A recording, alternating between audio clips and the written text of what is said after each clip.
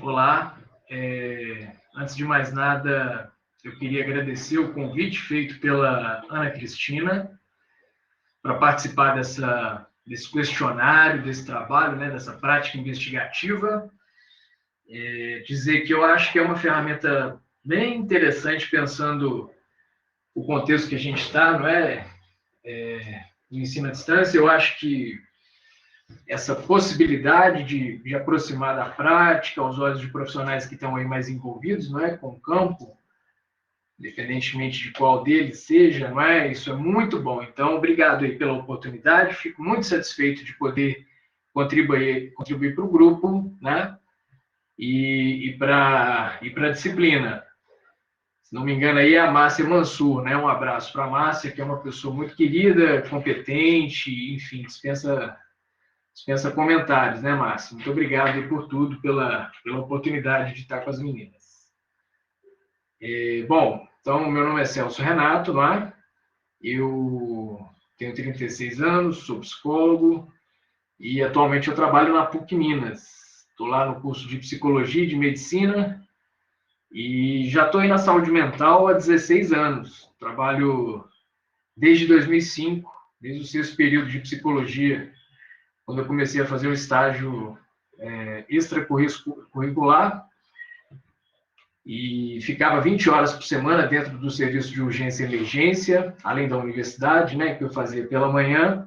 Então, foi um espaço de muito aprendizado, de muito convívio. Foi ali que eu, principalmente através dos usuários da saúde mental, fiquei apaixonado com esse campo, com essa área e com tudo que circunda em torno dela, né, que não é nada objetivo, não é? Porque, de alguma forma, se a gente está falando aqui de saúde mental, a gente está falando de vida, né? De mundo, de relação, de troca, né? De convívio, de projeto de vida, de políticas públicas, não é? De tudo isso. Então, um prazer estar aí com o grupo. Bom, para falar um pouco sobre as políticas públicas de saúde mental realizadas no meu local de trabalho, eu preciso de explicar um pouco o meu local de trabalho, que não é especificamente dentro dos serviços de saúde, não é? Afinal de contas, eu sou professor, né, funcionário da PUC Minas. Porém, pela PUC Minas, eu participo, não é, de uma disciplina chamada Internato de Saúde Mental, que acontece no 9º período de medicina, onde eu estou com os alunos dentro dos serviços, fazendo a formação deles em loco. E essa formação ela é toda orientada pela luta antimanicomial, não é? Grande parte do internato eles circulam em serviços substitutivos, serviços públicos, atenção primária, e eles saem do internato com uma cabeça muito sensível, não é? Para a importância da gente dar dignidade não só no tratamento desses usuários, mas na forma de lidar, né? na interação mesmo, né? Para além da profissão, pensando enquanto pessoas, não é? Então, é desse lugar que eu falo, esse é o local de trabalho. Então, as principais ações que eu vejo nesse local de trabalho, né, que eu estou inserido, embora como professor, mas é todo o desenvolvimento de uma série de proposições formuladas, tanto em conferências realizadas anteriormente, quanto em muitas delas transformadas em projetos de lei, em lei, por sua vez, não é? Que dão sustentação para todo o aparato dos serviços substitutivos, principalmente, não é? Que eu vou dar ênfase, ao qual eu participo e vejo funcionando. Então, as ações específicas são de prestação mesmo de assistência, de orientação, de capacitação, de qualificação, de formação, não é? Voltada aí para o território, para o público local ali onde os CERSANs estão inseridos. E o público-alvo, assim, desse serviço, obviamente, são toda a população adscrita ali naquela região, né?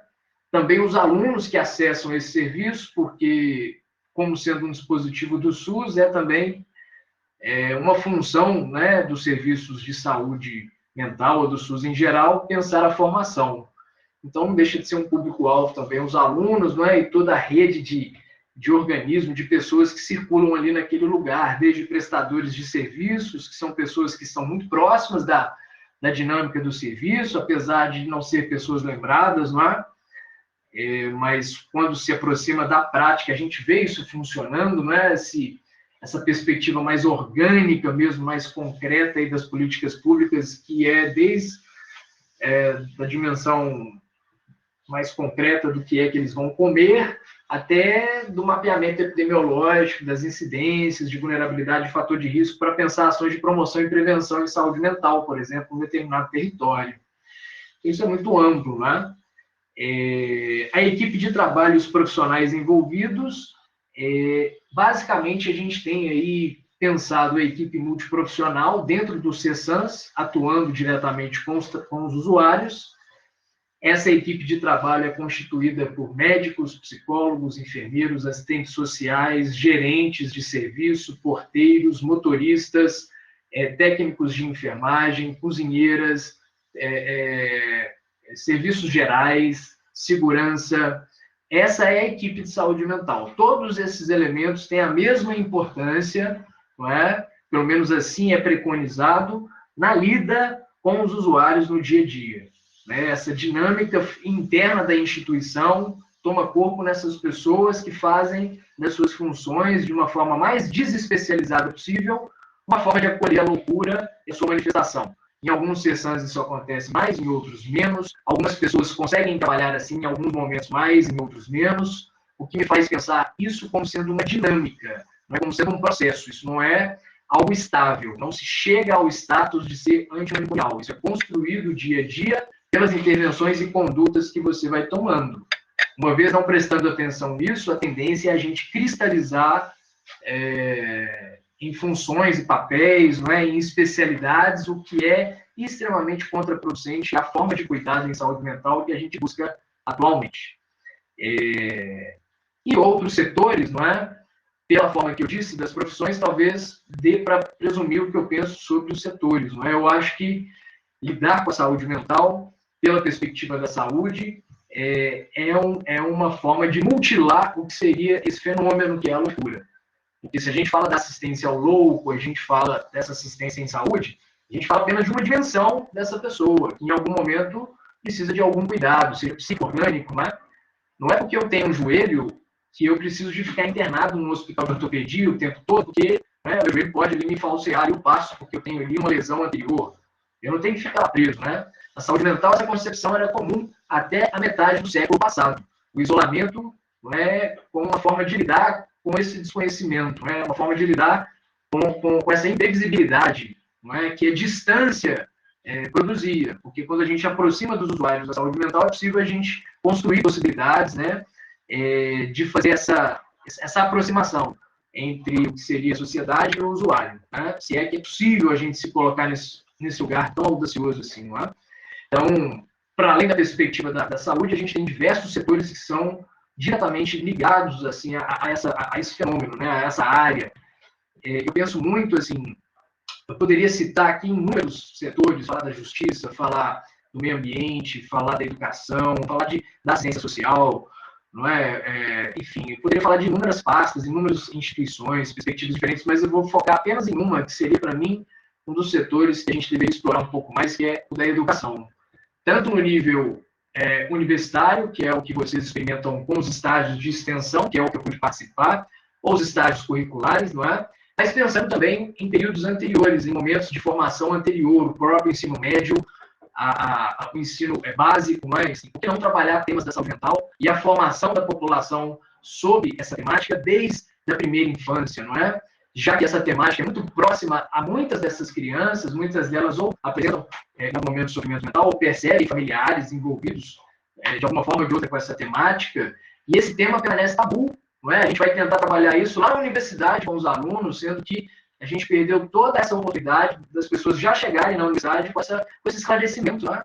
de um esclarecimento que é muito leigo mesmo, assim, no sentido ainda a gente vê sobre o louco, um imaginário muito rudimentar, que a gente tem que respeitar, porque isso tem a sua importância, não é? Mas o louco nesse lugar, ele sofre, não é? Uma expropriação da sua subjetividade, da sua circulação, de tudo que ele poderia ser, em função desse estigma, que reduz ele, por exemplo, à ausência de Deus, ou reduz a loucura à ausência da razão, ou à ausência da saúde, não é? Eu acho que esse prisma esse estigma faz com que o louco experimente uma dificuldade dupla. Não é? Além do sofrimento mental, tem a lida com a sociedade a partir desse quadro, né? Então, isso é um ponto a se pensar. Qual o meu papel nesse trabalho? Como eu estou lá como professor, não é? Eu vou pensar nesse lugar da formação. E para mim, circular dentro dos serviços de saúde mental com os alunos me coloca necessariamente nessa posição de aprendizado, porque cada serviço é único, cada paciente é único, cada plantão é único, a equipe que é composta ali num determinado serviço é único, não é? Tem toda uma dinâmica de poder presente dentro dessa instituição, todo um organograma, toda uma história, né? Toda uma relação constituída ali entre as pessoas, o que me faz pensar que, enquanto professor, não é? me cabe de alguma forma tentar alinhar tudo aquilo que foi recolhido no momento de estudo, pensado a possibilidade do que tem posto ali naquele campo de prática, trazendo à luz dos alunos essa interface, não é?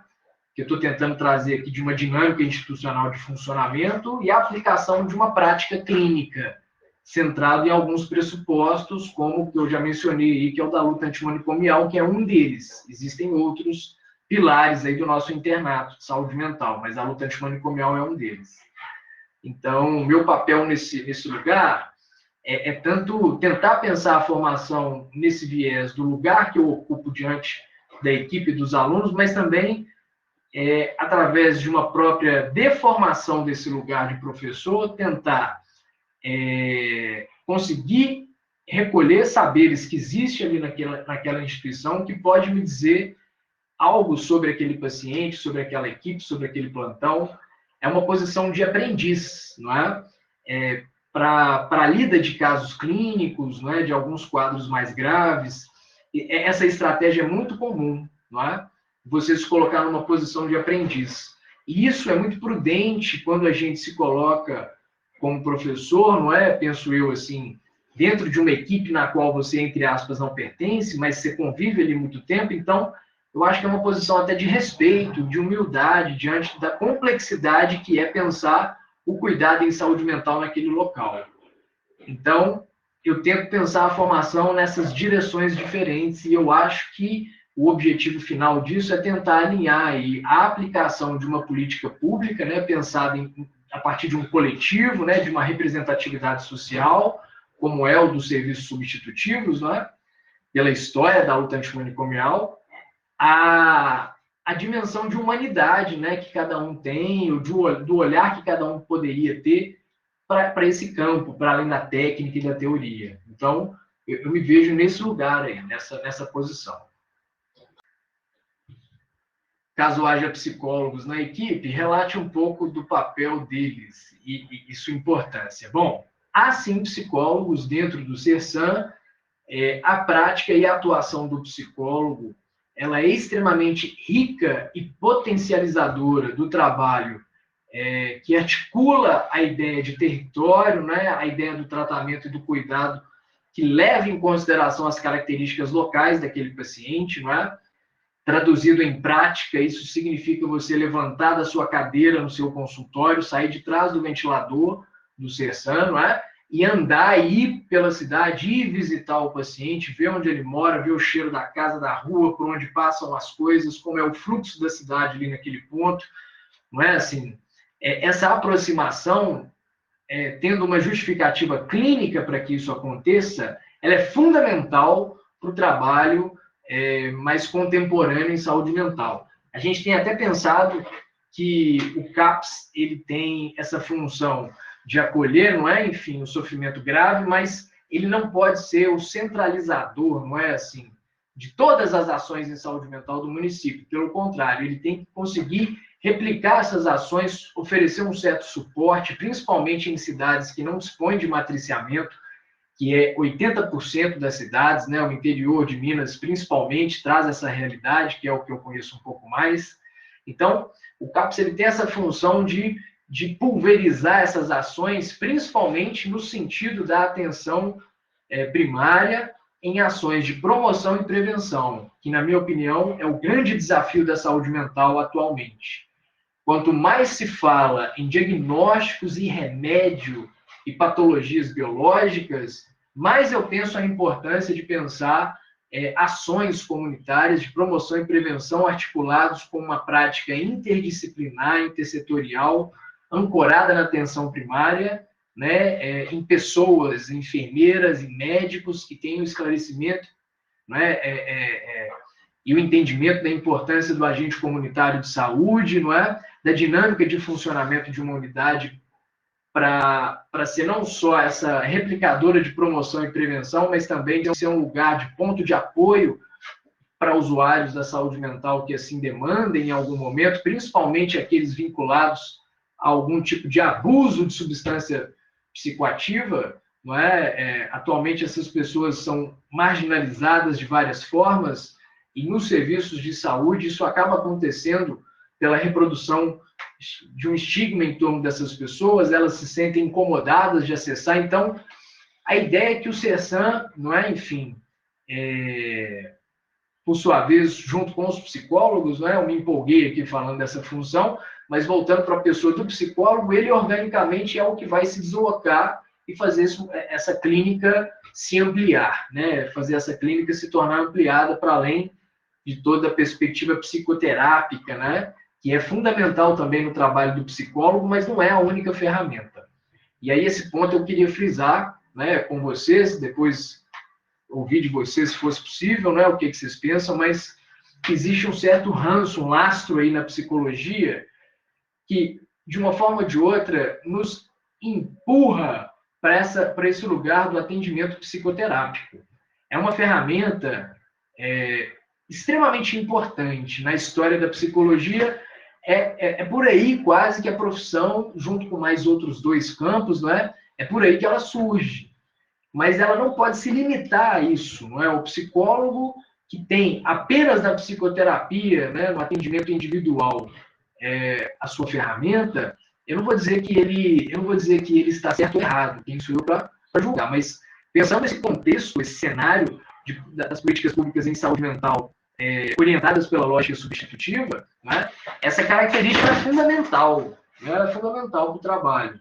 Então, conseguir sair dessa caixinha, né, da especialidade é um desafio para o psicólogo, para o enfermeiro, para o médico. O CAPS sair dessa caixinha do que é o CAPS, né, do que é o CERSAM, é um desafio para o CERSAM também. Então, eu acho que esses lugares têm sido questionados e têm sido tensionados aí uma certa revisão, né? E que sem uma orientação clínica na prática, né, de condução, fica difícil também. Então, é um pouco isso. Então, se eu considero que as políticas públicas de saúde mental no meu trabalho são adequadas e as principais dificuldades, não é? Eu tenho um carinho enorme pelo movimento da luta antimanicomial, por vários motivos, mas o principal deles tem a ver com a possibilidade no Brasil que se configurou da gente traçar propostas de políticas públicas, não é? Partindo de movimentos sociais, que ficou muito visível no início de todo o movimento aqui, pelo menos no Brasil, quando isso toma uma forma, não é? Na verdade, antes desse período, na verdade, décadas antes, já existiam iniciativas, tanto em Minas quanto no Rio Grande do Sul, não é? Mas nenhuma delas chegam a virar políticas de Estado, né? Nenhuma delas viram, não conseguem criar lastro, né? Enquanto políticas públicas mesmo. Isso vai acontecer, de fato, aí, no final da década de 70, início da década de 80, quando a gente tem aí a possibilidade de sustentar, não é? De ter todo um aparato jurídico legal aí que desse sustentação para assistência em saúde mental de uma forma mais digna e humana, né? Esse movimento ele se consolida, não é, com a publicação de algumas leis, como a 10.216 de 2001, que é a lei da reforma brasileira, tem a portaria 336, que é de um ano seguinte, 2002, que vai especificar, né, descrever o que são os CAPs, explicar como funciona, e uma série de outras, né, leis e portarias que faz com que a lógica substitutiva conseguisse reduzir o número de leitos em hospitais psiquiátricos, conseguiu subverter o direcionamento do dinheiro, não é, público, que antes iam muito mais para os hospitais psiquiátricos, e a partir de 2005 passa a ir mais aos serviços substitutivos, não é?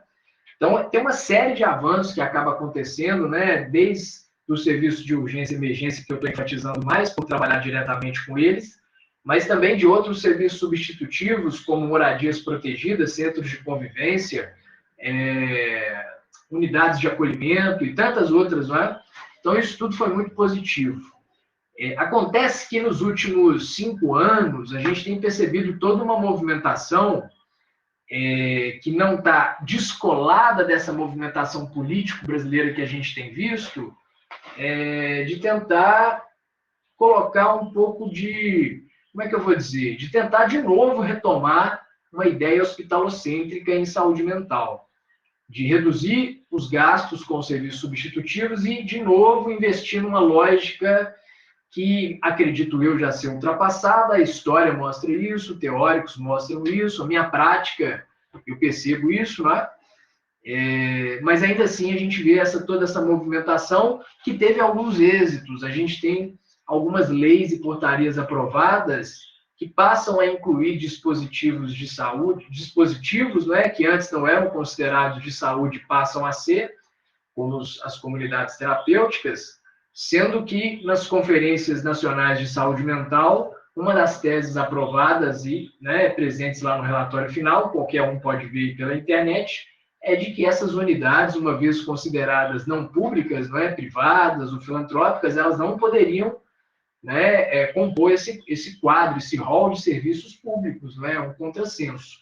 Muitas dessas instituições são privadas, não é? Então, toda essa problemática, que envolve também dinheiro, envolve mercado, acaba criando lastro aí, seja precarizando os CAPs, né, e os CERSANs. A gente vê hoje em dia equipes muito exaustas, não é? Faltam itens básicos, às vezes faltam medicações que são consideradas básicas, faltam transporte para levar os pacientes, faltam atividades que demandam algum tipo de recurso, né, passeios, não é? Porque há uma certa precarização. Em contraponto, há um aumento de fluxo de dinheiro em instituições que não têm essa ideia, não têm essa defesa da luta antimanicomial como sendo uma principal bandeira, não é? Então, isso é muito problemático.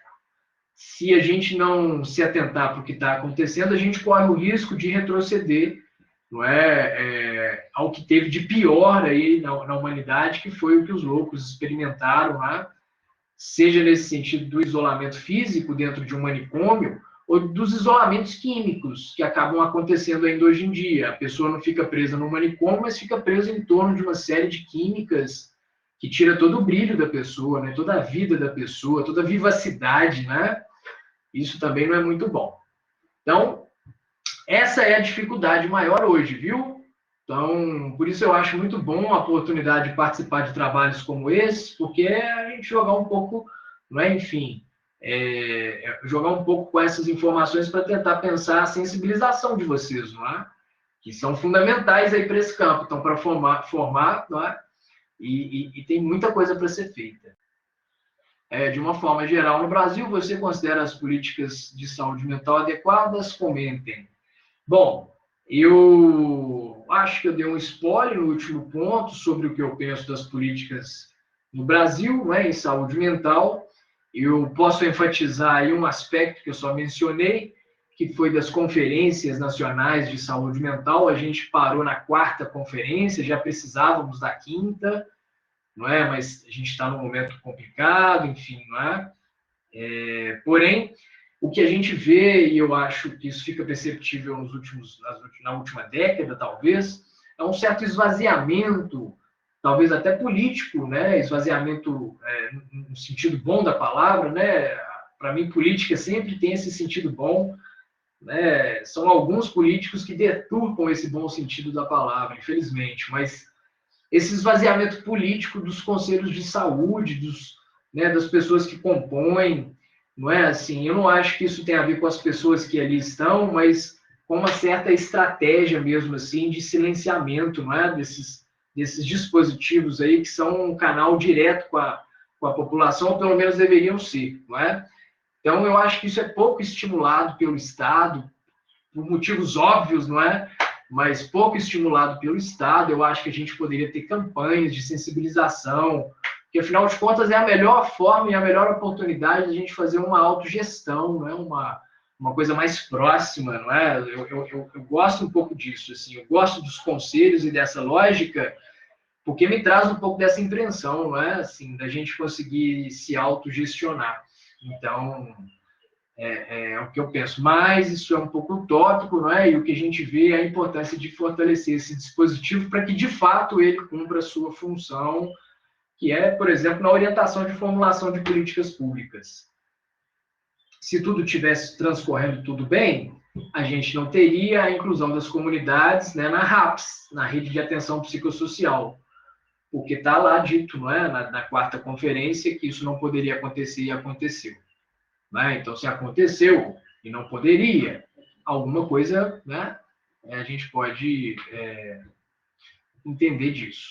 Então, é isso. Eu queria agradecer, né, ao grupo aí, a oportunidade, todas as meninas aí, ó, a Alessandra, a Angélica, a Carolina, a Cristina, Colares, está aqui entre parênteses, talvez seja só o sobrenome, né? Franciele, o Lucas, que está aí no meio, e o Marcos.